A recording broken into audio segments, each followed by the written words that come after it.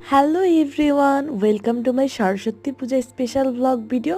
Sorry for late update, একটু edit করতে দেরি হয়ে গেল। সেদিন আমাদের 7টায় ঠাকুর মশাই আসার কথা ছিল, তাই আমরা সকালে উঠে স্নান টান করে জেঠুর বাসায় চলে যাই। যেহেতু আমার জেঠুর বাসায় এবার সরস্বতী পুজো হয়েছিল, পুজোর থালাটা অনেক সুন্দরভাবে সাজানো ছিল, তাই একটু স্ন্যাপ নিচ্ছিলাম। দেখো কি সুন্দর সুন্দর কত ধরনের। তারপরে ঠাকুর মশাই চলে আসে, এসে যজ্ঞ করছিল মায়ের। কত সুন্দর আমাদের সরস্বতী ঠাকুর, তোমরা দেখতেই পাচ্ছ।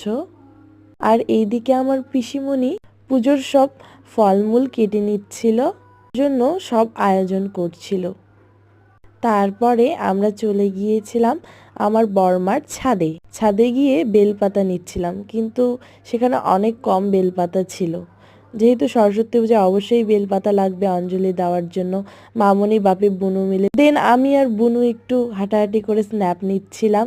দেন মামনি বাপির একটু ছবি তুলে দিচ্ছিলাম। দেন আসি আমরা, অঞ্জলি দেই মায়ের সবাই মিলে। এবারে সরস্বতী পুজো আমাদের অনেক ভালো কেটেছিল। তোমাদের পুজো কেমন কাটলো অবশ্যই জানিও। মায়ের কাছে একটি কামনা করি, সবাই যেন ভালো থাকে, সুস্থ থাকে। আজকের ভ্লগটা এখানেই শেষ করলাম, টাটা।